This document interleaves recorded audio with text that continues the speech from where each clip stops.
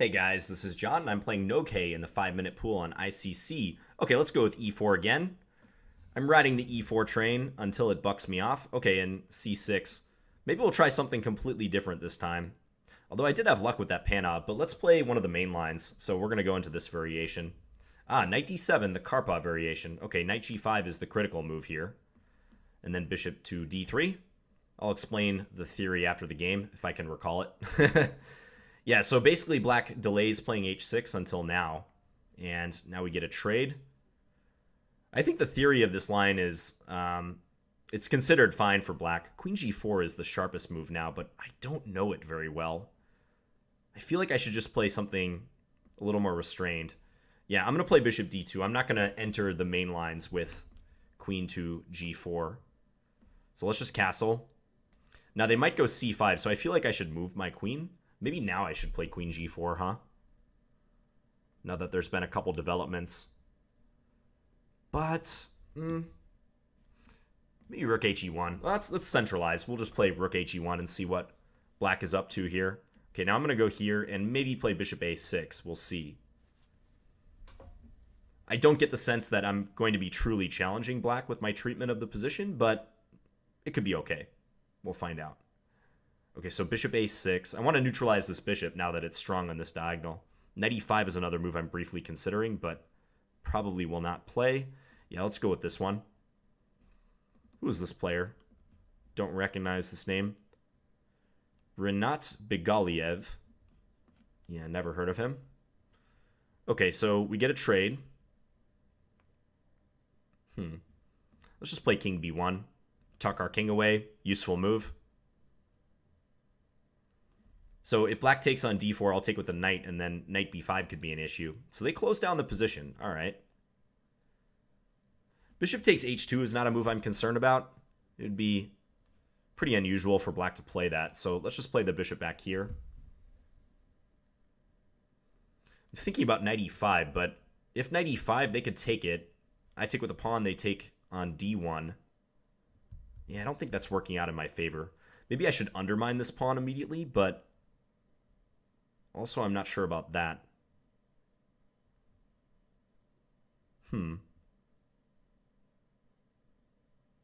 Maybe knight e5 is worth thinking about. Yeah, let's try it. Because if take, rook takes d1, rook takes d1, queen takes, I see now that I win the c4 pawn. So that looks pretty good. Okay, so we'll do this. Maybe they'll just play knight d5 here. Yeah, they do. Trying to kind of close up the position a bit. Now, I got to worry about my queen's safety somewhat. Knight b4 I don't think is a huge issue, though. So maybe just rook d4. Rook d4, knight b4, queen takes c4. Looks like it checks out. I think maybe one of the issues, though, is this knight could be somewhat permanent on this square. Could I consider sacking the exchange and playing e6? That seems like a pretty radical measure. Yeah, I'm not going to do that. Let's just do this. I'm down a bit of time, but we'll see how this plays out. That knight is a problem, though. I mean, it's very solid on that square. I think I'm going to take and just play for the endgame. Maybe h4? If rook over, there's g6, but maybe I can provoke that move. Yeah, let's do that. Try to provoke them into playing g6. I feel like f7 might be a bit weaker in that case. Okay, so they play it. Probably h5 is coming now.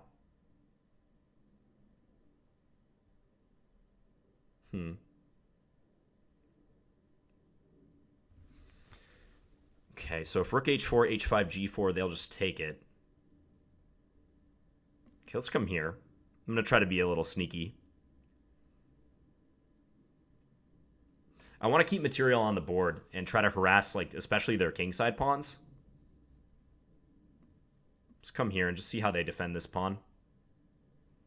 Okay, now I think I'm going to switch over. And if h5, I'll go g4 is my plan. Okay, so let's play this. We'll just try to open some lines on the king side. I don't want black keeping this position closed for eternity when they have a knight versus my bishop. I need some targets. I need to try to use play on both wings, especially on the king side. On the queen side, black has a space advantage, so I can't do much over there for now.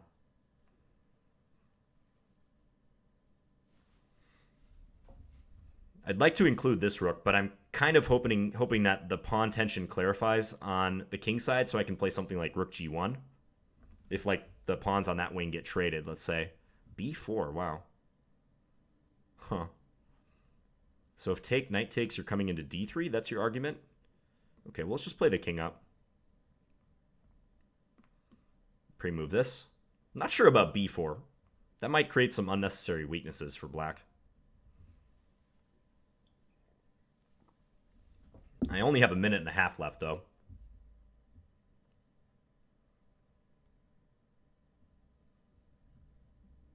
Still, I feel like when these pawns clarify, my rook is ready to join the struggle with rook g1, so I'm optimistic here.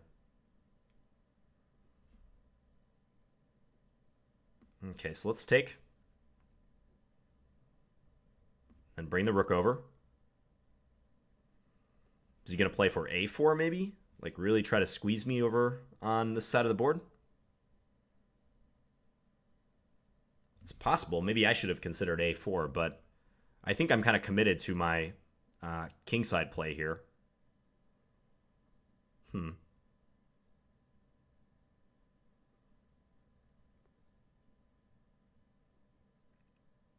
Yeah, I'm just going to come in and try to win this h-pawn. I'm worried about my king, though. I'm concerned about that. Okay, let's go here. I won't open the a file quite yet. I think he's just going to give me the h-pawn and try to, like, double up rooks on the d file, maybe. Try to get a rook to d1 eventually if he could.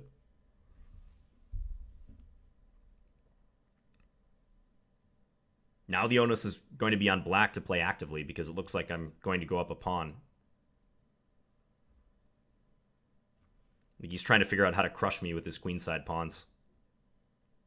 I didn't take because I thought after a takes, he might be able to swing the rook over to a8 and then maybe even double, and that would be fatal if my king was on b1. He still might try to pump another pawn in here, like a3 or something, but I'm hoping I can deal with that. Well, he's using some time at least. I'll probably take with this rook next. That's probably my plan coming up. Maybe I can go after that pawn. What is he trying for here? Just trying to figure that out. Take, take, take, take. Can he take on c3? No, that would never work. Okay, let's do this.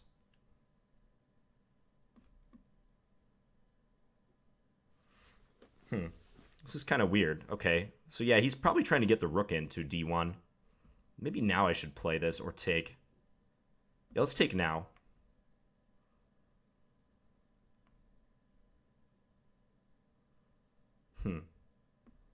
And then I'm going to come here, try to keep his knight out of c4. Maybe go rook d4 and push my h-pawn.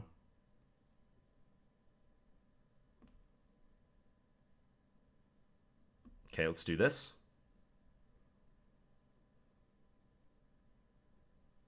Brings the king up. Yeah. c4. Oh boy, I have no time. I have absolutely no time here. Okay, I'm going to go here. I don't know what to do. I'm kind of stuck at the moment. I'm not sure he can really win, but I don't see how I can play this.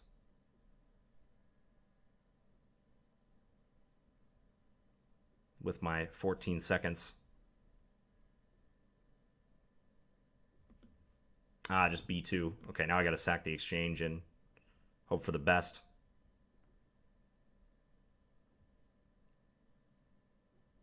Should be winning for him, though. Okay, let's just do this. You can take here. We'll try for a cheapo bishop h6, but not expecting that to work. Okay, time to resign.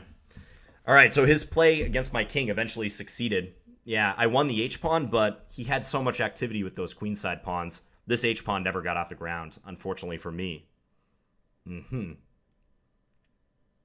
Maybe right around here I can play this better. Taking the h-pawn seemed consistent, though. I don't feel bad about that decision. Knight b6. But yeah, that rook coming in caused me all sorts of issues. I just kind of got stuck. Possibly rook d4 somewhere, like maybe right here. Could be tried, but on rook d4, he doesn't have to trade. He could just play the rook over to h1, and I think I'll face similar issues to the game. Complicated. Let's go back and take a look. So this was a Caro-Kann, and I've tried a couple things against the Caro-Kann in recent videos. So in one video, I tried knight f3, d5, knight c3, this two knights variation. In another one against Chezwiz, I tried the Panov-Bofanik variation, which is this. So in the interest of trying everything under the sun, let's give the main line a shot, I thought. So knight d2, knight c3 can also be played. There's not a whole lot of difference between these two moves. I know sometimes people recommend knight d2 because it gives you more options if they play g6 and don't take the pawn on e4, but it's very rare for black not to capture on e4, so that's why I say it doesn't make much of a difference. So we get this trade in knight d7.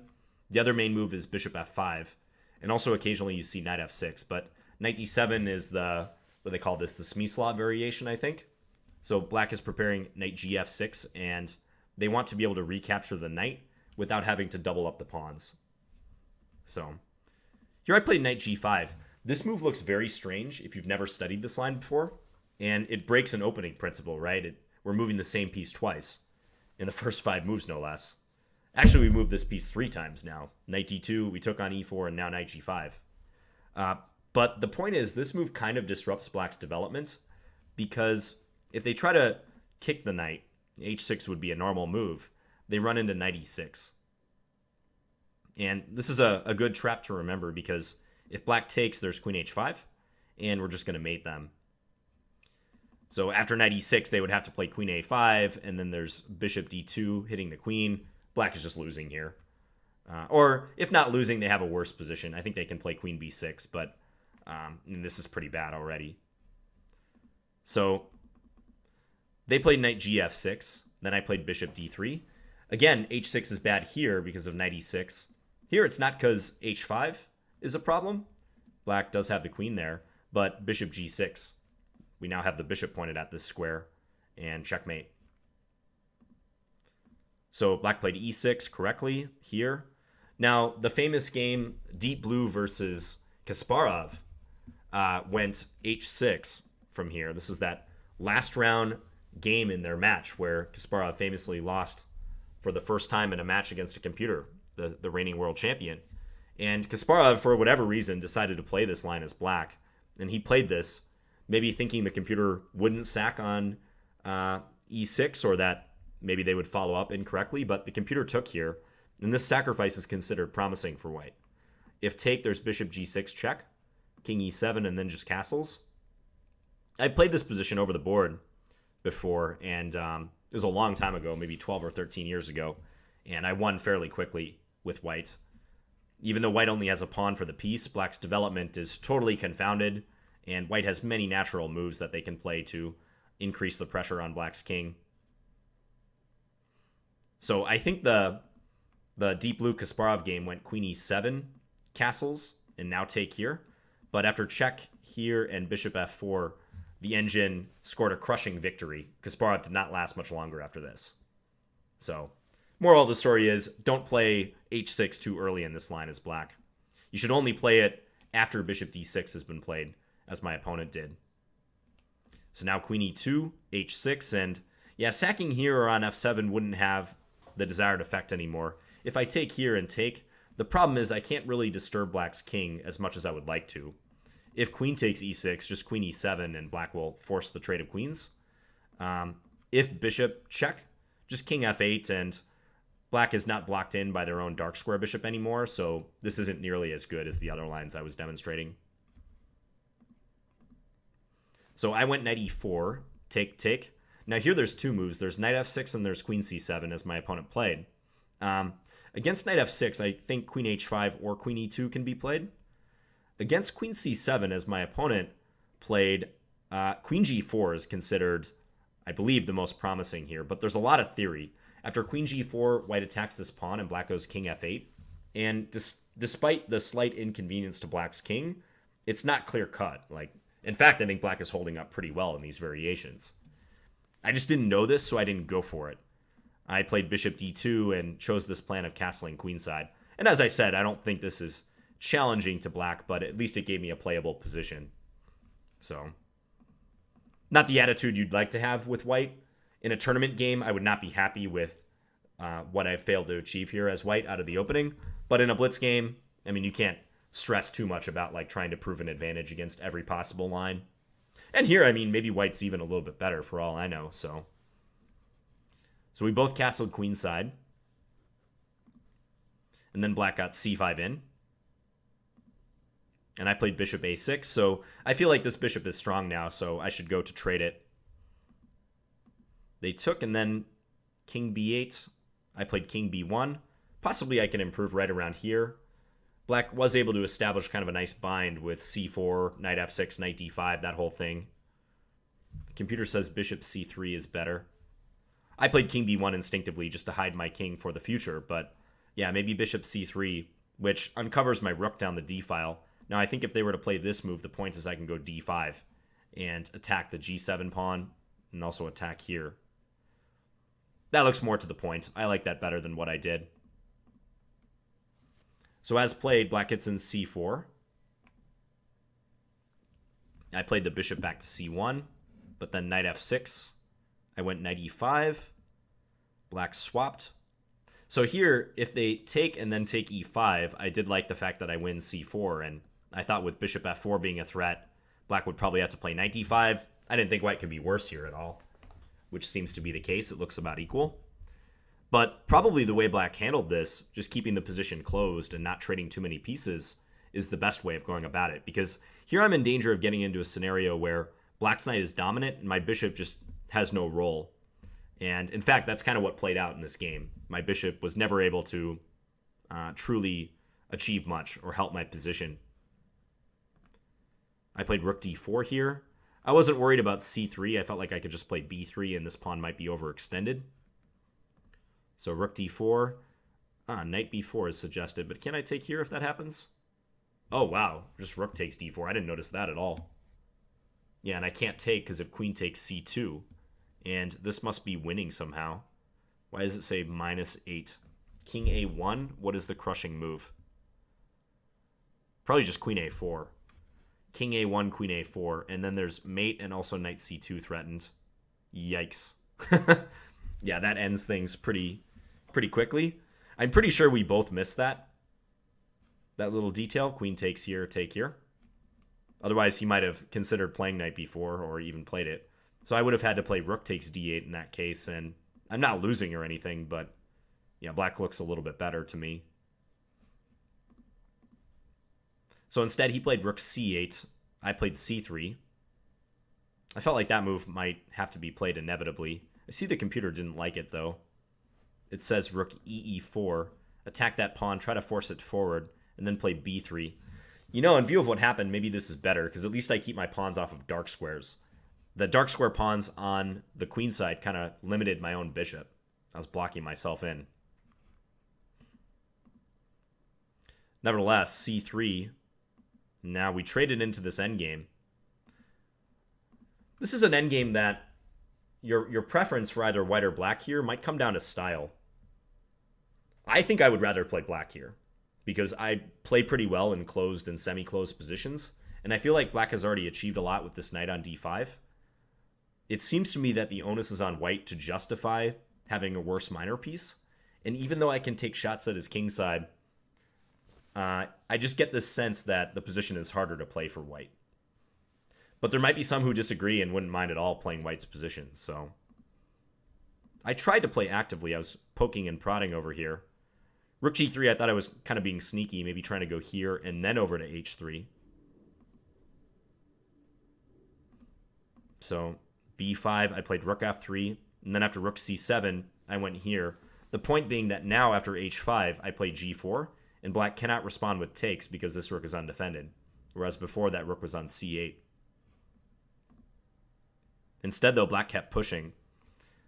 Now, I would like to take on b4, but I didn't want the knight to come into d3 after this capture.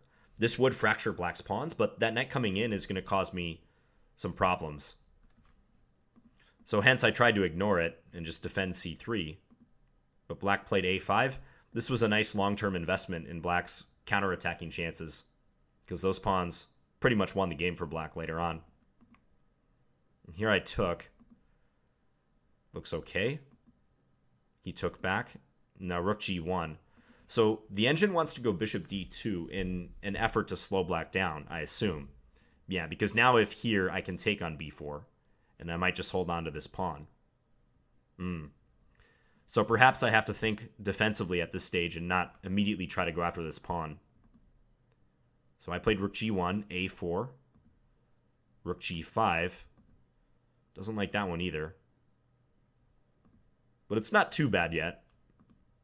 And now b3 check, so a3 is actually better according to the computer. What if I just take? Knight takes c3. Take here, maybe? The engine's being a little bit slow here. There we go. Knight takes a2. Bishop d2. Rook a8. This is an entirely different course of events, though. Here, black is just outright trying to gain play on the queen side versus kind of trying to strangle me slowly on that wing. I don't like this as much as what black did, even though the computer likes it. This seems less clear. I thought what they did was plenty challenging. Check. My king came back. Again, as I was describing during the game, I thought if this happened, I might run into problems later if they double up. And yeah, as you can see already, this is cause for alarm. Just to demonstrate, like if this happens, they can already prepare this in rook a1. I'm stuck. You see the role of that b3 pawn preventing me from escaping? My king is locked in a cage. So that's why I played king b1. They went here. And this is already very bad for me after I take. Interesting. So here I had to play rook h4, attacking this pawn. And it's still good for black after knight b6. Yeah, I'm on the defensive. It might turn out that it's so important to stop black from coming into d1 that I can't even consider going after the h5 pawn. In which case, I question this entire plan of going g4 to begin with. Wow. So the computer just detests the move rook takes h5. And it says that after this swap... Wow, so black could have won here with knight f4. You know, I was wondering something if something similar to that was possible. So before I move on, let's try to calculate this. So if knight f4, that attacks my rook.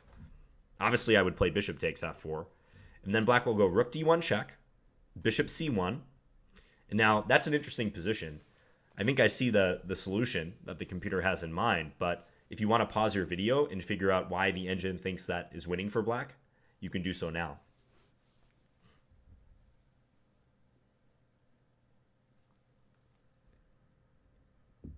Okay, so I think the computer wants to go after this, and then rook takes c1. Great move.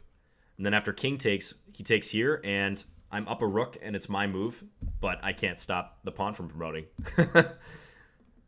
Over. It's a great line. Yeah, very nice line. So knight f4 would have been strong because this knight is immune from capture. And I assume if I move my rook... black is getting in here anyways, creating that threat. I have to take on b3, knight d3. I lose the bishop. Must be losing. Yeah, this is game over. So black had a chance to just win right away with knight f4. They went knight b6. This was still challenging, though. And here I tried to trade and, I don't know, gain some play with my h-pawn, but the rook coming into d1 was too strong, ultimately. I wasn't able to find a defense. I don't think there is one, too. This is not inspiring, this evaluation. Interesting that black took this way. I like that because that gives him access to the c4 square. So that was probably the right call. He can get into c3 with or c4 with his knight. Looks like I'm busted here. Yeah, even in the case of some sort of attempted improvement, rook d4, black will not trade the rooks. They'll just go here. let's say I play h4, the king is coming up. It feels like it's a matter of time. Like they're going to do something like this, and well, I guess I have to watch a4 though. So c4, I can try to slow them down a bit. Problem is I'm just playing without my bishop.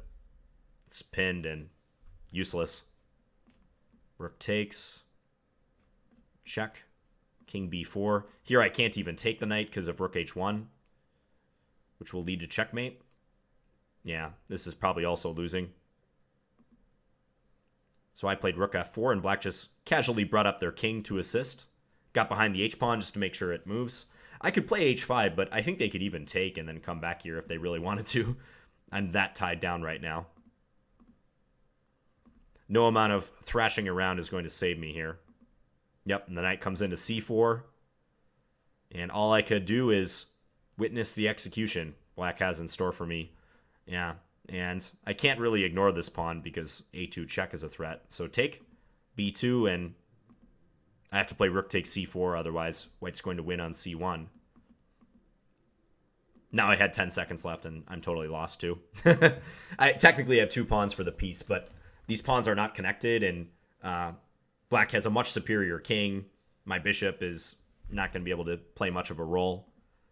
So black didn't have any trouble proving a win on the board. Here I just tried bishop g7 just to see if they would fall for it and play like f5 or something, but of course black avoided that.